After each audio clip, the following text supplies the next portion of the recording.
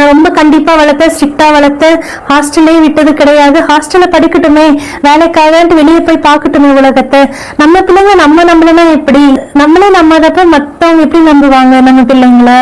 அந்த ட்ரஸ்டோட நம்ம பிள்ளைங்களை வளர்க்கணும். நாம நம்ம பிள்ளைங்களை ட்ரஸ்ட் பண்றோம், வெளியே யாராவது ஏதாவது பேசிடுவாங்களோ அப்படின்னு உலகத்துக்காக, அதே அந்த 4 பேர் ஏதாவது சொல்லிடுவாங்களோங்கிறதுக்காக பிள்ளைங்களை ஒரு வெளி உலகமே தெரியாம வளர்க்கறதும் கூட அந்த பிள்ளைங்களோட எதிர்காலத்துல அவங்க ஒரு கிரைசிஸ் சிச்சுவேஷன் ஃபேஸ் பண்ணும்போது, நெகட்டிவா அவங்க கிட்ட ஒருத்தர் அப்ரோச் பண்ணும்போது, டஃப்பான ஒரு சிச்சுவேஷன் அவங்க ஃபேஸ் பண்ணும்போது அவங்களுக்கு அதை எப்படி ஹேண்டில் பண்றது தெரியாம போறதுக்கு அதுவே ஒரு வாய்ப்பாக அமைஞ்சிடும்.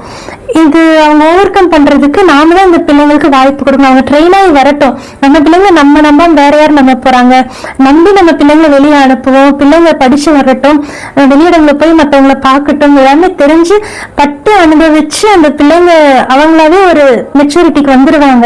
இப்படியெல்லாம் இருக்கு அப்படின்ட்டு. நான் இதெல்லாம் நினைச்சதே இல்லை, இதெல்லாம் நடக்கும்னு நான் நினைச்சே பார்த்தது இல்லைன்ற அந்த ஒரு ஸ்டேஜுக்கு வரமாட்டாங்க. இப்படியும் ஒரு உலகம் இருக்கு, இந்த மாதிரி கூட ஒரு கிரைசிஸ் சிச்சுவேஷன்ஸ் இருக்குது, இந்த மாதிரி கூட நம்ம இன்சல்ட் அனுபவிக்கலாம், இந்த மாதிரி கூட நம்ம அபியூஸ்குள்ளாகலாம் அப்படிங்கிறது அந்த பிள்ளைங்க புரிஞ்சு அவங்க வளரட்டும். நிறைய பேர் கூட பழகட்டும். பசங்களா இருந்தாலும் சரி, அதுல பாசிட்டிவாவும் இருக்காங்க, நெகட்டிவாவும் இருக்காங்கிறது பிள்ளைங்க தெரிஞ்சு வளரட்டும். அதே போல பொண்ணுங்களும் பாசிட்டிவாவும் இருக்காங்க, நெகட்டிவாவும் இருக்காங்கிறத பசங்களும் தெரிஞ்சு வளரட்டும்.